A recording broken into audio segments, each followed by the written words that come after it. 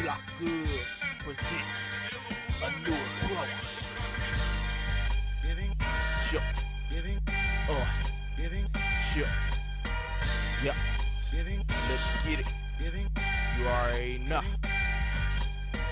Alright, and you're here with Sherexmykes, and I am here with Blocka. Alright, so Blocka, tell me a little bit more about yourself. I know a lot about you, more than some folks here in my area may know. But just introduce yourself, tell everybody where you're from and what's been going on with you. Alright. Well, first name Blocka. I'm representing for Naomi Street Records and DB Heard, my manager. Pretty much coming out of Kansas City, Kansas, middle of the map, Midwest, and I do everything from music to videos, photography, graphic design, art, you name it, that's what I do. And 25 years old, I guess some people want to know that too. And I've been doing music. Well, I always had a passion for music, but I started taking it serious when I was about 13, 14 years old, and I've been pretty much pushing to that next level ever since then. That's what's good. Now, I know one thing, you have an album coming out, or is it already out? I have one out that's associated with a short film called A New Approach, and A New Approach is pretty much the title for the screenplay and the soundtrack, which is the album, and pretty much been working on that since 2014. I released it that following year, 2015, and then pretty much been promoting it since then. And I had dropped a follow-up to it, which was just like a couple bonus tracks, and pretty much that's the, I guess you say, the soundtrack plus a couple of songs extra. And The New Approach is pretty much just my motto, which is pretty much eliminate any negativities out of your life and always stay positive. And that's pretty much what I go by and what I live by, because it's deeper than just me putting in my music if I don't really live that type of lifestyle. And that's what I want people to really captivate from A New Approach. And that's just one album of many more to come. And the next one that I'm working on, the working title is The Smoker's Retreat, and this one is more of a urban / like new age hip hop feel. Kind of got like more of a concept, so it's not like just a bunch of random beats. I still want to have a certain tone and theme with the music, if you can get what I'm saying. So definitely be on the lookout. Yeah, definitely be on the lookout for that. And then I have a mixtape out, which is some original beats and other ones just mixtape beats, and that is on datpiff.com. The album and the mixtape is on datpiff.com, free download. But the next project that I'm working on will be an actual like album release, so of course it'll be paid to download it if we have it on like iTunes and Amazon Music and all those outlets, online outlets. But definitely gonna have physical copies pressed up too here soon. So definitely trying to get that wrapped up before this year ends. That's what's good. Yeah, so you pretty much answered the questions I was going to ask about the new approach, like, you know, where the title come from, where the concept came from. And then with the Smoker's Retreat, I can't wait to hear that one, especially if you're saying you're coming with like a new, like the new age type of hip hop. Yeah, it's a little upbeat, but it's still like, what I want to say, chillax music. So it's like you can vibe out to it, or you know you can listen to it if you on your way out and about. Kind of multi-purpose, but I always make sure most of my music you can ride and listen to, because most people, that's what they do. And even if you just sitting in the car listening to music, I do that too. So Me too. That's yeah, exactly. And if it's not in my headphones and nothing like that, like I just listen to music just out and about driving around. Yeah. What do you want your listeners to get out of your music the most? I say the most important thing would just be like life learning lessons. So if you feel like the music as far as lyrics relate to you and you can find yourself how you was in that certain situation, you like, dang, I went through the same thing and realized I made it out too. You know what I'm saying? That connection, not only to the music and to me as an artist, that's why I feel like it's the most important for my audience to take away from my music, because I don't want them actually trying to take what I do on a normal basis and try to portray me like, nah, I'd rather have people who already been through and like-minded rather than just somebody new and don't know what's going on. Just be like, oh, sounds cool, I'm going to try to do it too. Cause it's like, stuff I talk about is stuff that I actually lived and did, and whether it's good, bad, even if it's bad, I still don't try to glorify stuff that doesn't need to actually be put out there to be recognized as, oh, this is something that needs to be out here in the atmosphere. Like, nah, I feel like most of the stuff that's going on as far as music politics needs to go ahead and get washed away. That's why I said I'm trying to actually do something new and that nobody else is really doing right now, and kind of stepping outside of the box but still staying in my lane too, because I want to be unique and not follow nobody else's trend. So there's a lot of deep thought behind it too, but mainly just I just want people to connect with the music and myself as an artist and be able to relate to similar situations that we all go through, which is called life. Right. Now that makes me ask another good question though too, because you know, as humans, we always want to feel like connected, no matter if it's like to a celebrity, to a family, or anything like that, especially the music. Like, everybody thinks, like, people that like a certain artist or their favorite artist, they think they're, you know, connected to them because they can relate to what they're saying in the music. So I want to know, as far as like, what artists do you feel like that are out now that you feel that you can really relate to, that you listen to?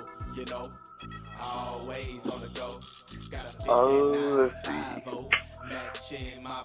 The main, well, I wouldn't say the main one, but like one of the main people I listen to right now currently is my guy Currency, and if you haven't heard of him, he pretty much coming out of Louisiana down there. He did some tracks with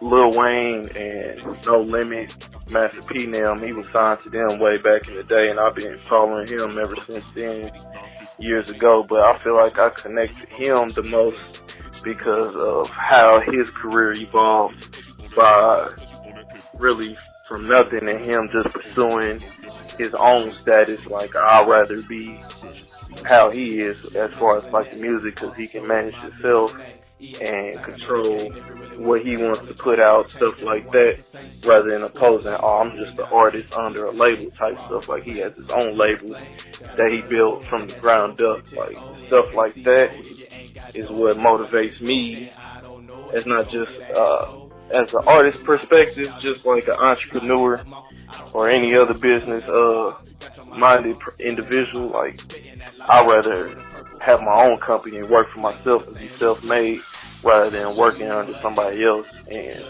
not getting paid what I feel like I deserve to get paid, especially if I'm putting in most of the work anyway. So that's one reason, or pretty much the main reason why I connect with him. And his type of music, sort of similar to what I try to put out there. Sometimes it's laid back, sometimes it's upbeat, catchy, but most of the time it's definitely a message in there that he try to portray to the audience, and that's definitely what I always try to do, no matter what. Yep, he's one of my favorite artists too. I like him. Oh, okay, so yeah, you already know what I'm talking. Yeah, I'm familiar with him. Yeah. Alright. So, one question, especially after I listened to the new approach, the song itself that's on the Not Only Street website, it made me kind of think. I was like, okay, this guy is really dope. So, how did you get started with your music career, and what inspired you to pursue your career in music?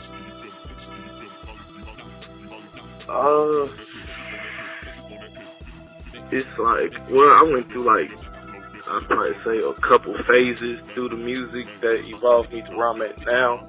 Like, the first one was when I first started, which I said was like when I was probably like 10 years old. And that was just like mainly freestyling over the beat that I had on the computer. So it wasn't like a real microphone, it was just a computer mic. And I would just use that and invite some of my homeboys over from school. And we just listen to music, freestyle, and that was a good time to us. So that's what we like to do. And it just kind of went from there. And then eventually we got like real equipment, keyboards and laptops and stuff like that. And I say probably sophomore year of high school, that's really when things started getting more serious. And then we started putting out CDs, of course, later on. So by the time we was getting ready to graduate from school, everybody had already known like who makes music and who doesn't and who actually like takes themselves serious. So ever since then, I inspired people who didn't even rap back then. So it's like even from then to now, it's like almost the same scenario, and that what keeps me pushing too. Because even if you're an artist in a whole different area or state, you can follow somebody, and that could be inspiration too. Even though they ain't made it to the level that y'all both want to make it to, they can still inspire you to keep on going because they pushing at the same time. Because we all have the same 24 hours in the day, so it's not like we not all pushing simultaneously. But it's just like, dang, I didn't know the music was that powerful until you just go back and look and see how far you came from where you started to currently. Yeah, definitely, because like I look at myself and just even like with the music and the website and everything, and I look at myself and I see how far I came from, like even from like a year ago until now. So exactly. I definitely feel you all day. I definitely understand that one. Right. And I was gonna add and then a new approach that started pretty much once I got enrolled in college and I went to school. My major is digital film, and that's when I got started in video production, and pretty much a new approach came about in that because we was working on a project, and that was like, well, if you gonna develop your own short film, what would it be about and how would you go about this? Kind of like the same question you asked me, and I was like, I want to make a film that's about me, but I don't want it to just be just one side of me, and mostly people only know me on one other end if you don't know me as an artist, and that's what the new approach pretty much started coming about, and ever since then, I just took it and ran with it. Okay, so did you were you interested in like being a videographer, like when you went to college, or what kind of started you down that path too? Because I heard you were pretty good at it. Oh yeah, that's what most people know me for now. I've been doing it for about going on 7-8 years. I didn't get started into video production until like I officially like settled in. I say that was probably about 2009. It was like within a year's time, well, less than a year's time. It was pretty much that same year when I graduated high school, which was 2009. I was enrolled in school, like no later than like October of that same following year, which was just a few months. Because in my head, I was like, why would I wait a whole year? First of all, I was young. I'm like, no more school. I'm cool. But then I was like, nah, let me go ahead and do this while I'm young and still got time to not have too many responsibilities or too much going on, so I'll just work a little job on the side and still do schooling for whatever I go for, because at first I didn't know I was going to go for video. I was still thinking I was going to go for like sound engineering or just producing or recording engineering, same thing. But that's really what I wanted to go to school for, was music or some type of music business, whether it's being behind the computers or just in the studio, all in the same stuff. But yeah, mostly, I think, sorry, well, going back to the question. So that's how you got started as a videographer, or how you got into it. Oh, okay, yeah. So once my school pretty much told me I can go to school for video and audio, I was like, dang, so I can learn both at the same time. They was like, yeah, and then when you get out, you can have better chances of finding a job because you'll be versatile in the industry. So I'm like, oh, that makes sense. Okay, I'm cool. And I'd say probably not even a year after I was already enrolled, I already had found a passion for that, which I already like movies and film and all that stuff anyways, because it's still art to me. But I was like kind of skeptical at first because I'm like, I don't know all of this film jargon and old movies that people know, famous movies. Like, I really had to catch up on a whole different, separate lifestyle than the music background that I already had. So transition from that was very challenging. And after that, that's pretty much when I got into doing music videos, documentaries, short films, pretty much every style of video that you can think of, I done dealt with. So that's pretty much where I started with that. And like I said, I've been doing it for about 7-8 years now, and still constantly growing. I don't never feel like I'm at my peak or I done learned too much. I always try to study and have my own stuff going on. That's what's good. Now, speaking of your own stuff going on, now one thing I know about you, you've opened up for quite a few people. You've opened up for Jadakiss, Trina, Bobby Valentino, Tierra Marie, and T-Pain. So, which one out of those, and if it's one I didn't mention, which one you would think would be your favorite experience that you had?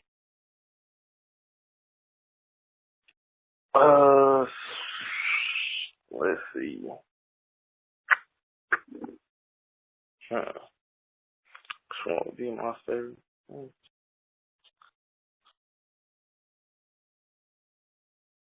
Dang, that's a good question. It got me kind of stuck. I'd probably say, dang, because all of them, like, shows is crazy. I'll say that first. Shows is crazy, so it's like a lot of good happens and a lot of stuff unplanned that you didn't plan for happens too, so you just gotta learn as you go.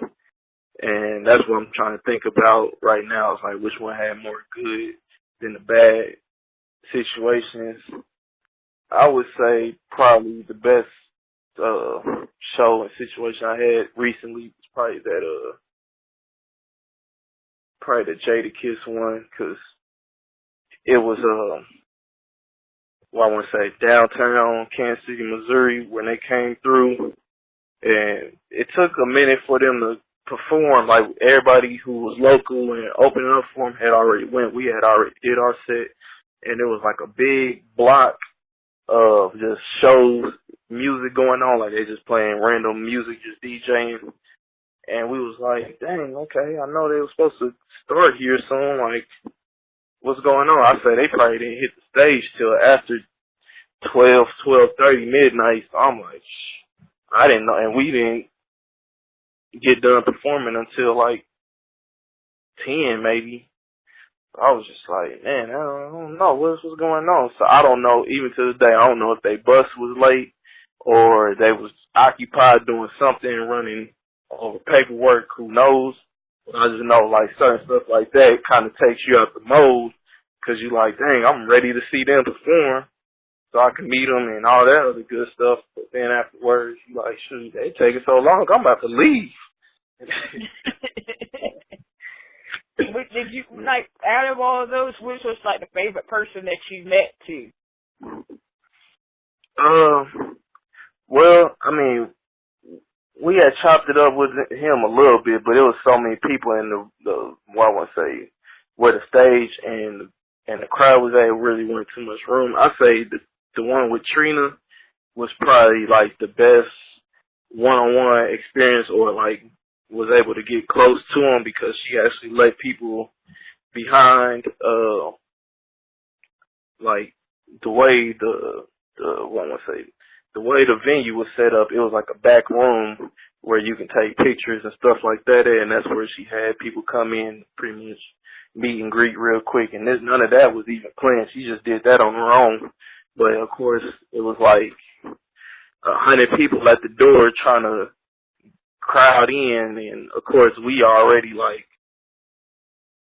tied into the situation, so the guys was trying to push everybody away, but we like, hey, we part of the show too. We not here with the crowd. We part of the artists too, so we trying to chop it up with it too. And they was like, all right, just give me 1 second. So we stand at the door for about 15 minutes, and then finally they let us back there, and she, of course, was standing there with some other people already by the time we got by her. She like, oh man, y'all was doing y'all thing and stuff like that, and trying to, of course, you already know, trying to take a picture. So she like, is we taking a picture on it? Because I had my camera around my neck.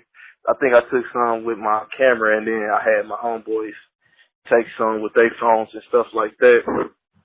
But I say that was like, I wasn't expecting her to be that cool, especially like a person of that stature. Like, you know what I'm saying? Most of them, they meet so many people, it's just like, it's kind of like just normal to them. But she had like, everybody was special in their own way, so she didn't like treat nobody like differently. It was like everybody was cool, so that definitely took me by surprise. But yeah, that was probably one of the best experiences, and it was a nice show. I think we was where was we at? Wichita? Yeah, we was in Wichita, Kansas. Yeah, so it was a nice turnout. Yeah, Trina, that's why I like her, because she seemed like she's down to earth. Like, yeah, she was very down to earth, and like she came in looked like I was thinking she was gonna come in like how some of the other females was dressed up, but she came in like with this long gown or type of dress on, looking like a princess or queen. I'm like, whoa, like hold on, that's her. I wasn't even expecting that. I wasn't expecting that. It was crazy. It was like, okay, so you know how, because you know, film and TV and all of that make people seem like they some type of way, but really that might just be them as an artist. But as an actual person behind the scenes, most people ain't like that, and you gotta try to keep that in mind sometimes. Yeah. Now another question I had for you too was, you know, because especially in this industry, there's always some type of obstacle we gotta overcome. So what is one of the obstacles that you had to overcome since you've been in the music industry? Where do I start? My main one that I feel like it never fails is like recording at somebody else's studio. Like, I done had great experiences, and a lot of great songs came out of recording at other people's house and having other people around you coming up with ideas. Good, great. But for what I'm talking about is recording a song at somebody else's desktop, house, studio, whatever, and not being able to get your songs when, not saying like, oh, I want my songs now, so give them to me now. Like, no, I'm talking about like never getting the songs because some situation happens where, oh, we got to shut down the studio or somebody goes MIA, and it's just like, bro, we done invested time, energy, a lot of stuff that can't get back unless I get the music back. So it's like frustrating trying to work on projects, and I didn't devoted all this time to a whole project that I never got to release because producer either not messed around, but played around and didn't ever give us the music, or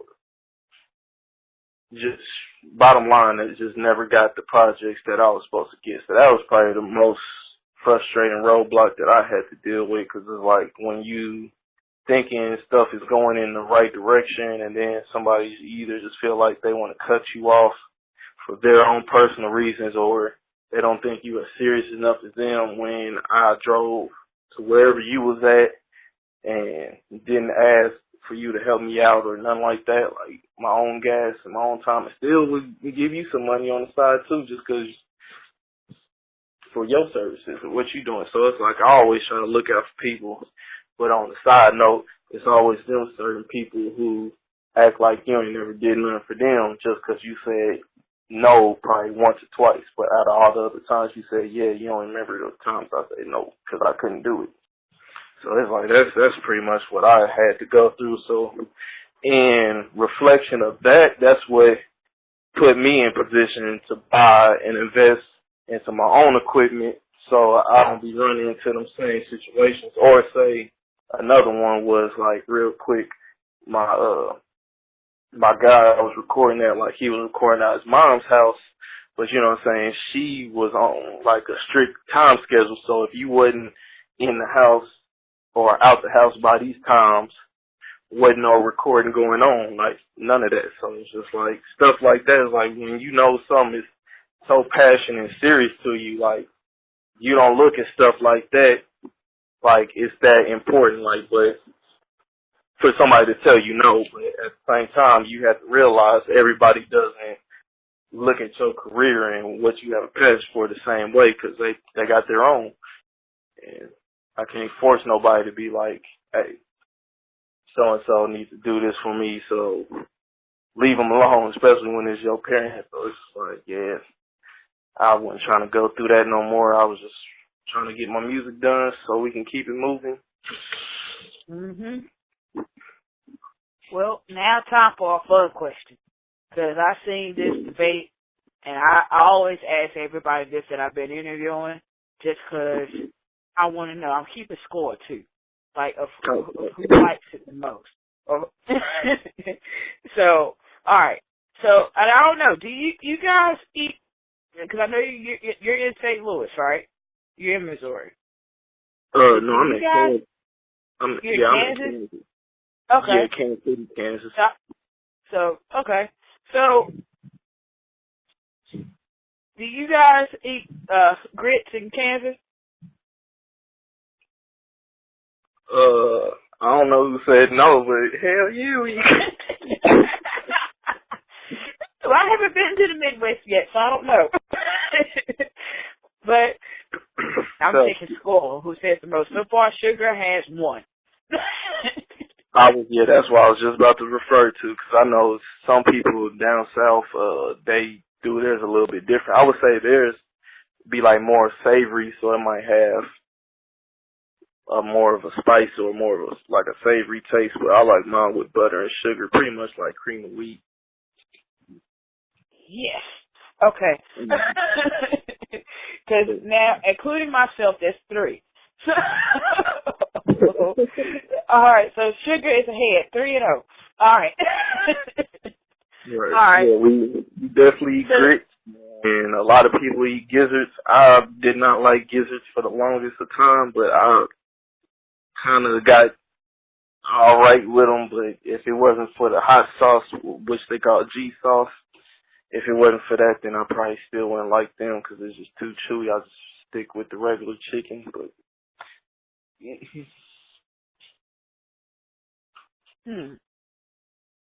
I've tried this, and I wasn't too much of a fan, though. I wouldn't either, but you gotta have the right ones, and the only ones I know that make them how we do is here in Kansas. So I don't know. I don't know what else everybody can do. Well, same thing for grits. It's like grits, barbecue, and I guess say gizzards, but mainly barbecue. Like a lot of people talk about the famous places, like restaurants that's well known, but really the best barbecue I ever had was like at family functions, like picnics, reunions, all of that. I never had any barbecue that compared to like even other people's families. Like that's the best barbecue I ever had that somebody actually cooked in their house, not in a restaurant. I'm sorry if I hurt anybody's feelings. Well, you know I live in the barbecue capital of the world. Oh, where is it Huh? Yeah. I even at? heard like a guy from New York say as soon as he stepped off the plane with his son, he was like, okay, now we're in North Carolina. You know, all they eat is barbecue and all they drink is sweet tea. And he was like, and he told his son, welcome to the barbecue capital of the world, because, you know, it's a lot of, like, you got a lot of places out here that just serve nothing but barbecue. Okay, I didn't know that. Oh. So you got to come out here so you can try some of the barbecue out here. Right. Well, when I've been up north, y'all. Like I went to Maryland and D.C. a couple years ago, and I would say they food diet was definitely very interesting. I know it was mainly like seafood thing, but like a lot of crab meat and stuff like that. I do remember that, and it was like what is it called, Chesapeake seasoning or something like that. I know they use a lot of that, but their barbecue was good too. Yeah, Mm-hmm. But I don't know if it ain't. They do eat a lot of seafood up there, I think, because they're right beside the coast. Yeah, we was right by the ocean. I remember, and it was like a whole bunch of different types of food. But I definitely remember like they had the whole crabs and stuff like that. I'm like, dang, I pretty much take them out the water and throw them on the grill, huh? Yeah. So you must have been like close to like Ocean City, or about in that area. Where was I at? I know it started with an A. It was like closer to it was closer to Maryland than anything. I can't remember the name right now at this moment, but I'm trying to think. That's the only two places I know in Maryland that I've gone to, like Ocean City and Baltimore. So I was trying to think. yeah, that's where you was at, Baltimore, but it was like an inner. I don't know if it was a county or city. It was something. Dang, I can't I'm remember. gonna look it up and find out. I'm looking at it, find out. I know it's like it's a big movie theater there. Like they got the Cinemax or Cinemark, and then they have a whole. Dang, I forgot what it's called out there. I want to say, nah, that ain't it. Yeah, I forgot what it was called. Hold on. I'm gonna Google it. Because I don't want our listeners to be like, he don't know, and they be, you know, they'll probably be shouting at their radio. Yeah, I still got the name of the city. Right. Yeah, 'cause I still got some family that's still over there. Especially kind of probably about where you at. 'Cause I got a couple family members in Charlotte and out there in Charleston. All right, so we're going to look up cities in Maryland. And I hope they come up in alphabetical order.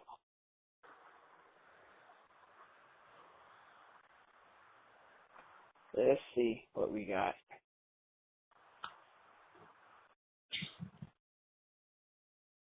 So this ain't helping much. But yeah, I was trying to see if I could find the name of the city. It's coming up with like Baltimore, Columbia, Germantown, Waldorf. It ain't coming up with, okay, Aberdeen. Does that sound familiar? Annapolis?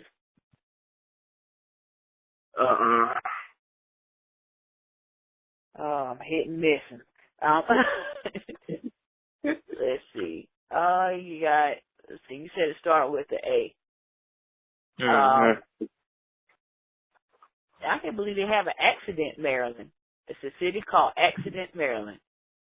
Yeah. You got Algonquin, Andrews, Aspen Hill, Arnold, but that's all the ones pretty much. See, Adelphi, No, Or Phil Fish. I don't know that. yeah, I ain't really. I All ain't right. really too sure because it was a couple years ago. But as far as I know, it was downtown, like downtown Delaware and Baltimore, D.C. But I know all of that's kind of like interconnected.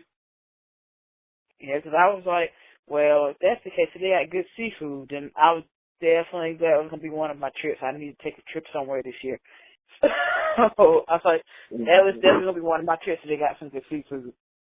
All right. Well, the last question that I had was Biggie or Pac, because that's been one of the biggest debates I've seen on the internet. So who would you say is the better between the two? For me, there's no comparison. Like, you can't compare the one to the other, but some people say one's better than the other. Yeah, I'm kind of where you at, kind of neutral because I grew up on both of them. If I was to separate the two at all, it would just be on the, well, I want to say the terms of, like, I listen to Tupac more than I listen to Biggie. And I would say that's probably because Tupac had more features from artists that I listened to too, especially from the West Coast, rather than Biggie did, because most of his stuff was mainly either just him or people from, you know, that side of the coast. But yeah, I think Tupac was a little bit more inspirational to me as far as an artist, because he was actually doing movies and music at the same time and doing poetry, like doing pretty much multi forms of art, and that's kind of like the same shell I'm in. And like I said, I just listened to a little bit more pop music and was more familiar with that, whether that was because of my family or whatever. But I mean, like I said, I listened to Big and Pac, so a majority of them was back to back. But just I say, yeah, Pac just had a little bit, yeah, just a little bit more extra. Yeah, I think Pac had like the total package. Plus, he had longer, like he had a bigger catalog than Big. The Big Pac, there's no comparison on the lyricism. Like, Big had the lyricism, Pac just had like the total package as far as like the charisma and all that. Like, you in an interview, you never know what he was gonna say. Yeah, I can agree with that definitely. Like he just had a whole diverse portfolio, I feel like, as artists more than Biggie did. And that was because, like, where Biggie was at in his prime, like, he really got taken out of the game at his prime when he dropped, you know what I'm saying, them certain hits, Juicy and all that stuff with Diddy.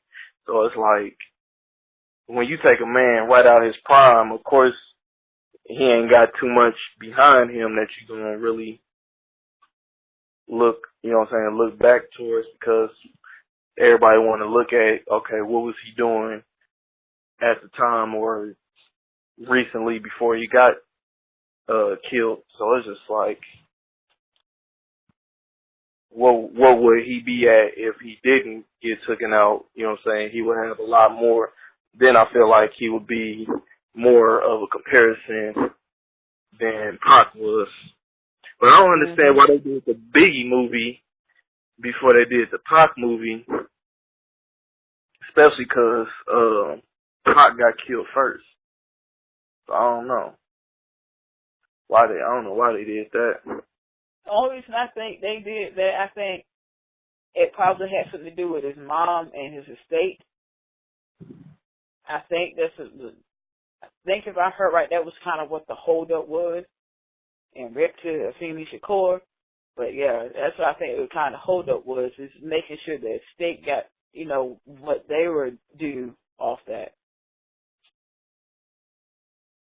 That might have something to do with it. Well, I don't know if you knew it. I don't think a lot of people knew, but like his archives was kind of like just floating around, and of course the bid was so high, just no normal average person just could just come buy it out.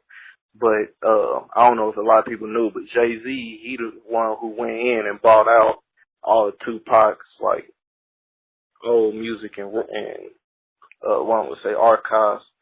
So I don't know what type of deal or who was the actual like main name over that, but I know Jay-Z was the main one who funded buying out Tupac stuff, and this was right before they announced they was going to do a film and all that stuff about him, so I think that probably had something to do with it too. Well, now this is the most important question that I have to ask, which is, where can everyone find you and your music so that way they can go, you know, look you up and listen to the music that you have out and everything like that? I know you said you had DatPiff and as far as like you have your mixtape and new approaches on DatPiff. But where can everybody find your music as far as like a central location, and also like your social media sites and everything? Okay, I can answer that in one simple question. Everything social media wise, you can find me at BlockaFam, BLOCKAFAM, all one word, and that will take you to all of my work, all of my music, specifically on SoundCloud. So if you go on SoundCloud, for example, BlockaFam, search, you'll find me. YouTube, got videos, not just of my own, but other ones that I produced and shot and edited. BlockaFam, same thing. So my name is the same on every website, pretty much. And I would say for my music website that has my bio and other content is the notonlystreet.com/BlockaFam, or not BlockaFam, just Blocka.html. notonlystreet.com/Blocka.html, and that is pretty much our main label site, Not On The Street, and myself, and pretty much my section. So if anything that doesn't have to do with the Not On The Street page or whatever, Facebook, and all of that is still the same. So BlockaFam, search that, you'll find me, not a problem. Which I kind of did that on purpose, so. Yep, gotta make it easy for the people to find you. That's why I always try to tell people, whatever your name you use on all your social media stuff and everything, just make it all the same. That way, it's easy.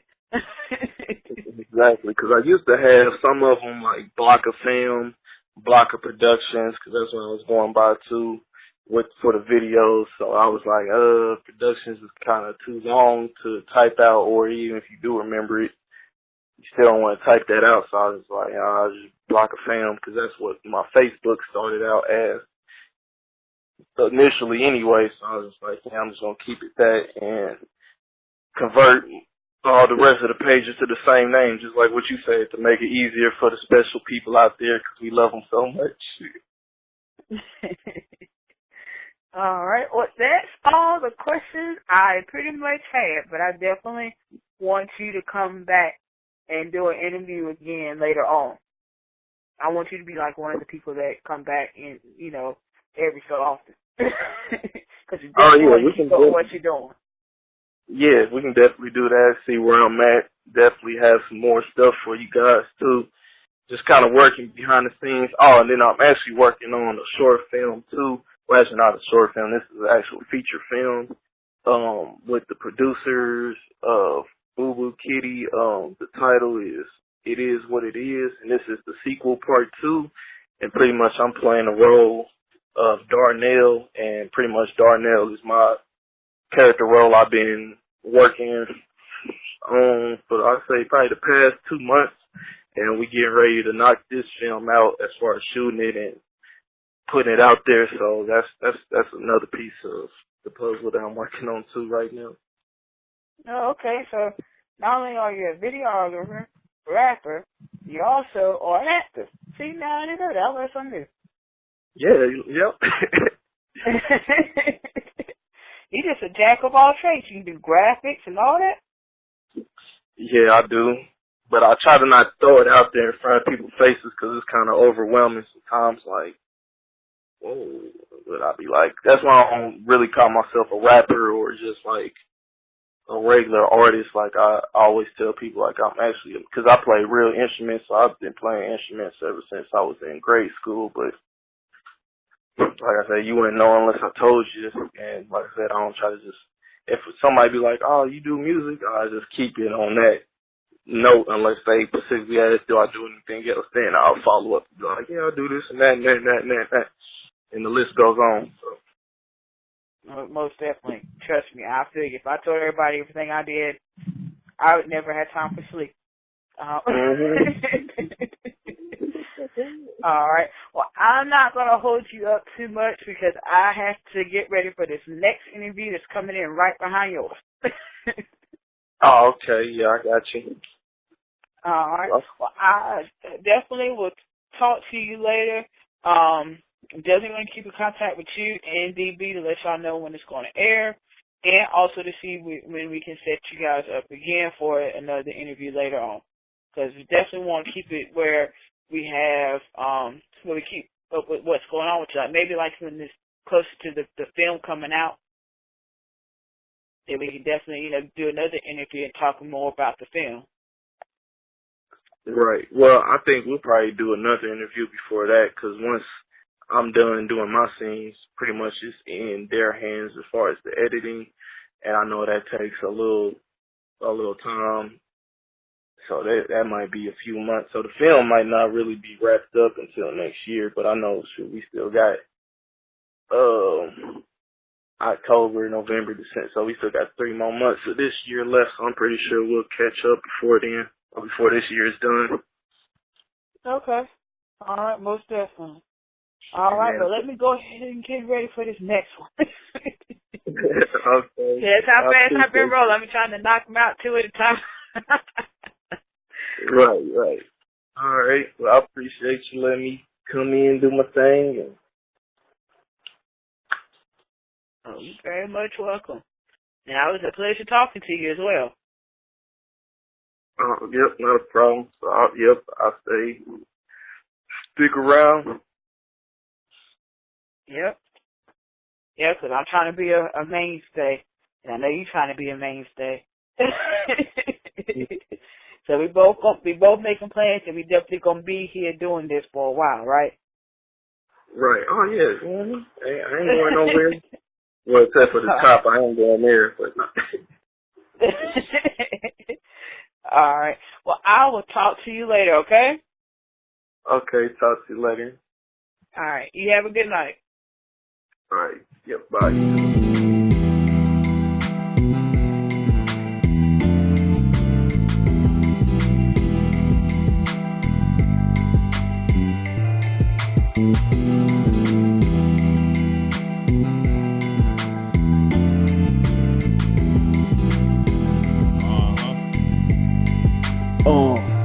I don't give a fuck no more. Fuck no more. You can tell that hoe she gon' end up broke. Fuck no more. Fuck no more. You can tell that hoe she gon' end up broke.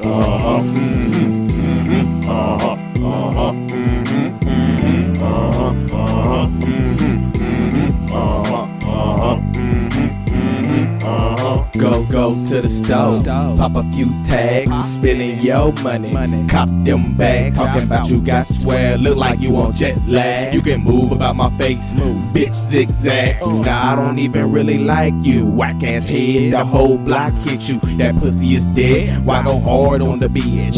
She see it, had the nerve to say that I ain't shit. Not a damn fuck is given. Therefore, Let her nigga get back to living. She said she love me. I think she trippin'. You thirsty? I got that ice cold pimpin'. Must be kidding. Ain't about to borrow nothing. Salty attitude. I know you like bussin', shit talking, them dry ass lips cracking and bussin'. Don't give a fuck about whatever bitch you hussin'. Fuck no more. Fuck no more. You can tell that hoe she gon' end up broke. Give a fuck no more. Fuck no more. You can tell that hoe she gon' end up broke. Uh-huh. Mm-hmm. Uh-huh. Uh-huh. Mm-hmm. Mm-hmm. Uh-huh. Uh-huh. Mm-hmm. Mm-hmm. Uh-huh. Uh-huh. Mm-hmm. Mm-hmm. Uh-huh. I don't give a fuck no more. Fuck no more. Tell that hoe she don't spend no dough, I extend my dough. What you mad for? You got what you asked for, You know what you did, And you still talking shit. I ain't even tripping, pimping. Still sip with my Lokes on. Ask me for this grill for real? Get your broke on. I don't need no box, worry about no thoughts. You can tell I'm not, cause I'm watching for cops. I don't even give a fuck no more. I'm on my mic shit, bet you I'ma get my round. Yeah, we ballin' over here, y'all niggas out of bounds. Yeah, we eatin' over here, y'all niggas losing pounds. Lot of niggas started with me, where them niggas now? Uh-huh. Uh-huh. Mm-hmm.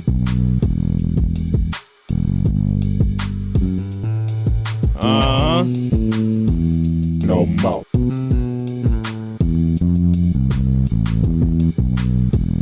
Uh-huh. I don't give a fuck no more. Fuck no more. You can tell that hoe she gon' end up broke. Give a fuck no more. Fuck no more. You can tell that hoe she gon' end up broke. Uh-huh. Mm-hmm. Mm-hmm. Uh-huh. Uh-huh. Mm-hmm. Mm-hmm. Uh-huh. Uh-huh. Mm-hmm. Mm-hmm. Uh-huh. Uh-huh. Mm-hmm. Mm-hmm. Uh-huh.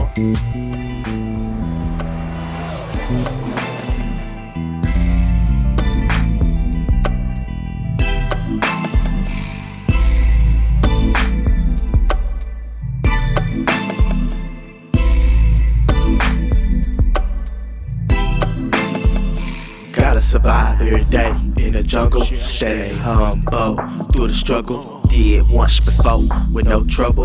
That's when I scored a triple-double. So far gone, we need to catch up. Tell me why your story don't match up. Sis say you the man, poppin' them bands. Go in your pocket, you pullin' out tens. Rap gang got y'all trippin', cause your show ain't spittin' what you livin'. Wanna deal, but that's not real. Want me to chill, cause I need that skrill. Wordplay loaded, click clack. Give me 50 feet back. Sound like you a cliche. Are you really who you say? Say you got it, but don't wanna pay. A lot of bullshit where I stay. Go hard and get out of the way. Are you really who you say? Play both sides, too risky. Cold life look so easy. Sound like you a cliche. Are you really who ya say? Thought we might not notice. Now we a little more focused. Damn, you just got roasted. Every day we be posted. Turn up block, walk on the clock. Game on lock at the boat dock. Headed to the top. I'm a one-stop shop. BBE, so you know it not. Hosted by the homie Block. Always talking about money. Why so hard for you to pay me? Say you getting guap. We know ya really not. You bout to flop. Damn, you need to stop. Say you got it, but don't wanna pay. A lot of bullshit where I stay. Go hard and get out of the way. Are ya really who ya say? Play both sides, too risky. Cold life look so easy. Sound like you a cliche. Are you really who ya say? Este mañana, boys just sippin' Tropicana. Clip like a banana. Call me Whips Fantana. Sharp as a katana. 500 laps Daytona. Fake persona. Hotter than Arizona. Drive to Indiana. Next week, Atlanta, Oceana, Atlantic. Say you real like magic. Please do not panic. If you go broke, that's tragic. Intro, no outro. Pay up, I need an extendo. Say you got it, but don't wanna pay. A lot of bullshit where I stay. Go hard and get out of the way. Are ya really who ya say? Play both sides, too risky. Cold life look so easy. Sound like you a cliche. Are you really who ya say?